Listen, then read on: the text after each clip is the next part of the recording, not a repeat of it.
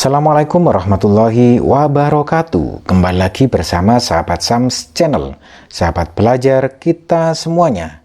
Kali ini kita akan kembali membahas soal-soal asesmen sumatif akhir semester genap atau semester 2, atau mungkin bisa disebut dengan ujian kenaikan kelas pada kelas 3 tingkat sekolah dasar atau madrasah ibtidaiyah, mata pelajaran PAI dan Budi Pekerti.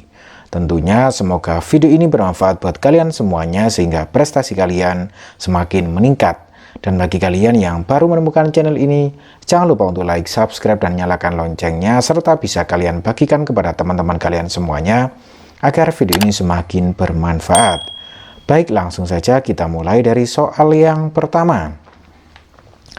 Berdasarkan hadis riwayat Bukhari dari Abdullah bin Umar berkata, sholat berjamaah lebih utama daripada sholat sendirian dengan selisih derajat A 27, B 37, C 57, D 107. Ya, sahabat belajar semuanya, sholat sendirian atau sholat berjamaah itu lebih utama daripada sholat sendirian.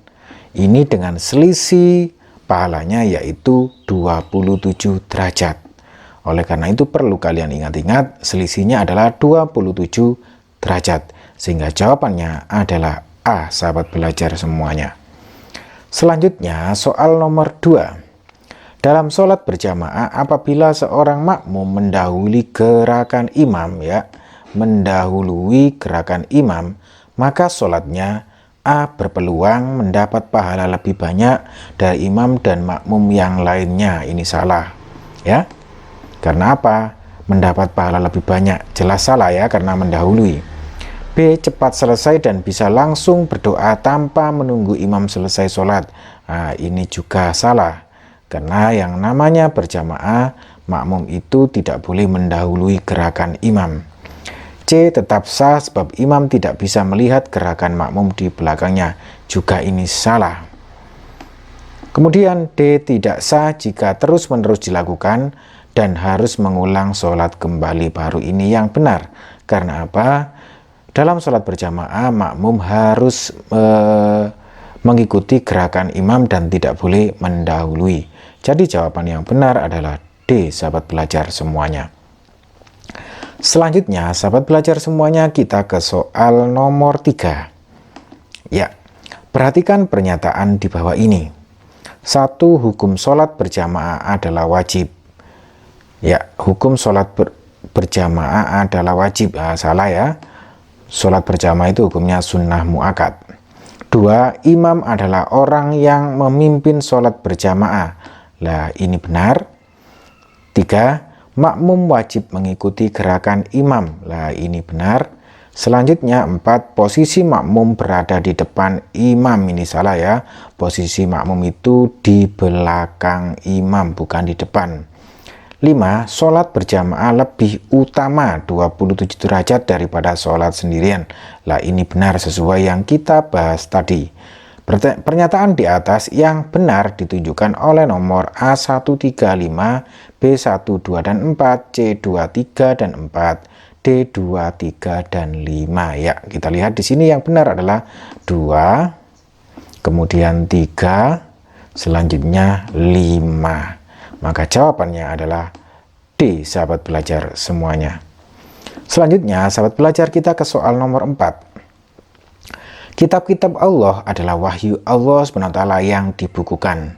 Sedangkan lembaran yang bertuliskan firman Allah SWT disebut A. Juz amma, B. Kaligrafi, C. Suhuf, D. Syair.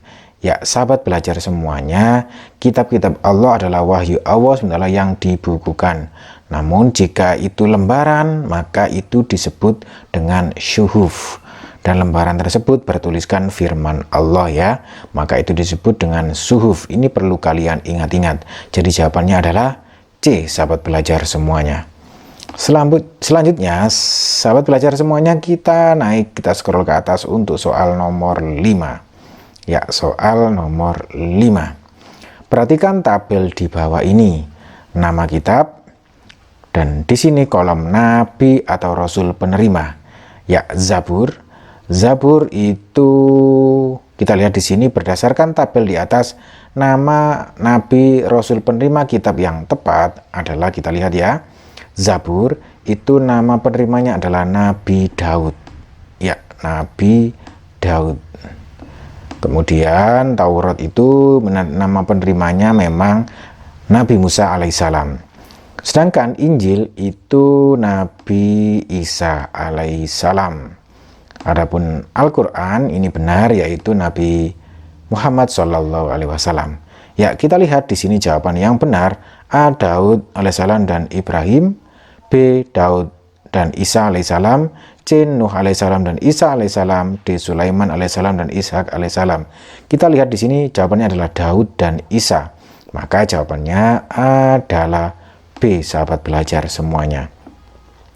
Selanjutnya, sahabat belajar semuanya, kita ke soal nomor 6.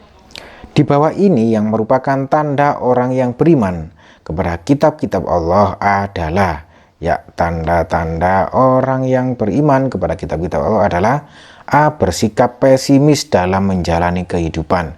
Pesimis itu kurang bersemangat. Ini salah ya, harusnya optimis. B. Egois dan hidup menyendiri dari masyarakat. Lah, egois ini salah, harusnya orang tersebut tidak egois, penuh dengan demokrasi, tidak egois. Berikutnya, C. Hidupnya terarah menuju kebaikan. Lah, ini benar, ini tanda orang yang beriman itu hidupnya terarah menuju kebaikan. Jadi jawabannya kayaknya C.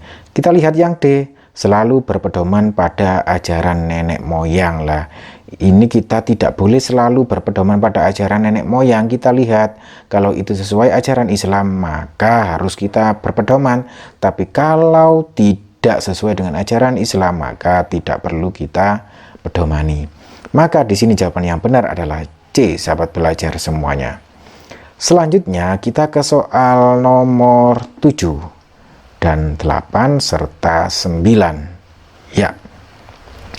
Kata-kata yang baik untuk diucapkan yang bertujuan mengakui keberadaan dan keagungan Allah disebut kalimat A. Mutiara, B. Motivasi, C. Sa'adat, D. Thayyibah.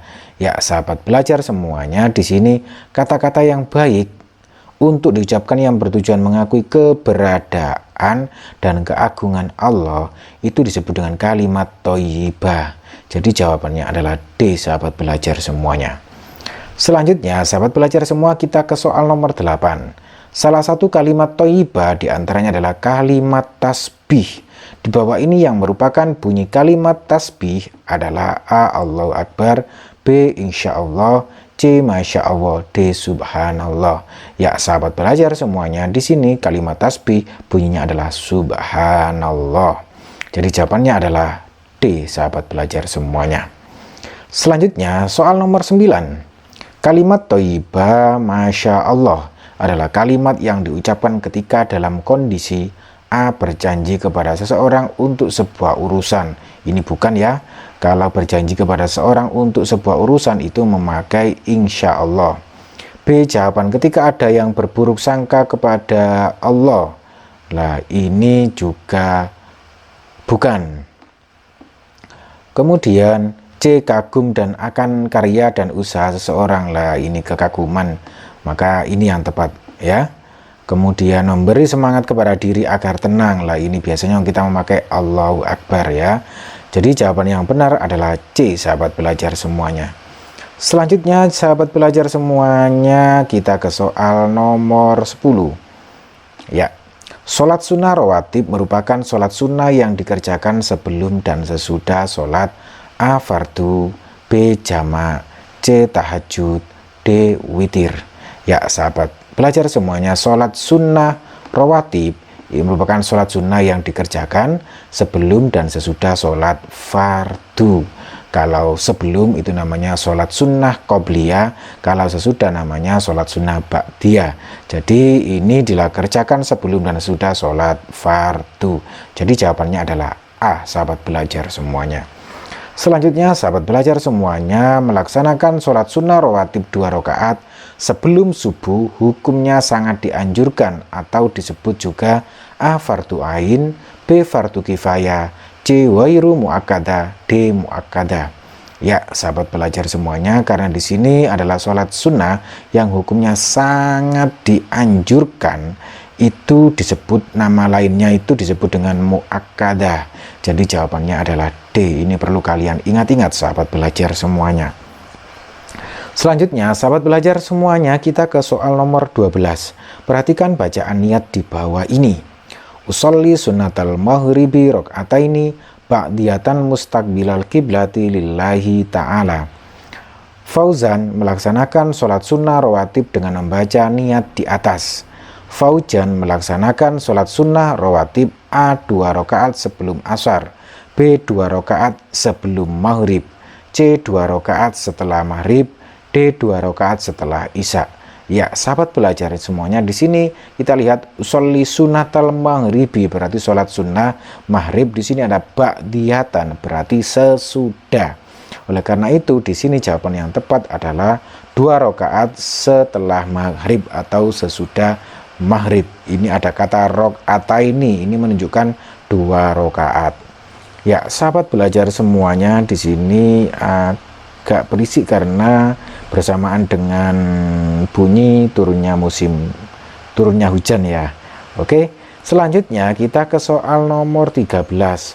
Pada peristiwa peletakan Hajar Aswad, Nabi Muhammad SAW mendapat gelar Al-Amin yang memiliki arti A. cerdas luar biasa, B. dapat dipercaya, C. sang pemberani, D. tak terkalahkan. Ya, sahabat belajar semuanya, Nabi Muhammad SAW mendapat gelar Al-Amin, itu artinya dapat dipercaya, sehingga jawabannya adalah B. Ya, sahabat belajar semuanya, selanjutnya soal nomor 14. Pernyataan di bawah ini yang benar berkaitan dengan turunnya wahyu Allah SWT. Yang pertama adalah A. diturunkan di Gua Hiro ketika Nabi Muhammad berusia 40 tahun. B. ketika wahyu pertama Rasulullah sedang berdagang di negeri Sam. Lah, ini salah. C. wahyu pertama kali diturunkan melalui perantara malaikat Israfil. Bukan, yang benar adalah malaikat Jibril. D. Quran surat Al-Falaq ayat 1-5 merupakan surat yang pertama kali diturunkan. Ini salah. Yang benar adalah surat Al-Alaq, bukan Al-Falaq. Jadi yang benar adalah yang A, sahabat belajar semua. Diturunkan di Gua Hiro ketika Nabi Muhammad berusia 40 tahun. Baik sahabat belajar semuanya, selanjutnya soal nomor 15. Ya, karena di sini hujannya semakin deras, maka kita bahas soal nomor 15 adalah soal yang terakhir ya. Perkara luar biasa yang dilakukan oleh Allah SWT melalui Nabi dan Rasulnya sebagai bukti kenabiannya disebut dengan A. irhas, B. karomah, C. mauna, D. mukjizat. Ya, sahabat belajar semuanya, perkara luar biasa yang dilakukan oleh Allah SWT melalui Nabi dan Rasulnya sebagai bukti kenabiannya itu disebut dengan mukjizat. Jadi jawabannya adalah D, sahabat belajar semuanya. Ya, sahabat belajarnya, karena hujannya semakin deras dan suaranya membuat suaranya berisik, jadi pembahasan bagian pertama kami cukupi sekian dulu. Adapun untuk pembahasan soal-soal berikutnya, bagian kedua untuk jawaban singkat dan uraian, nanti kita akan bahas di bagian kedua video ini. Jangan lupa untuk like, subscribe, dan nyalakan loncengnya, dan bisa kalian bagikan kepada teman-teman sekalian semua agar video ini semakin bermanfaat. Baik, sampai ketemu lagi di pembahasan soal berikutnya. Wassalamualaikum warahmatullahi wabarakatuh.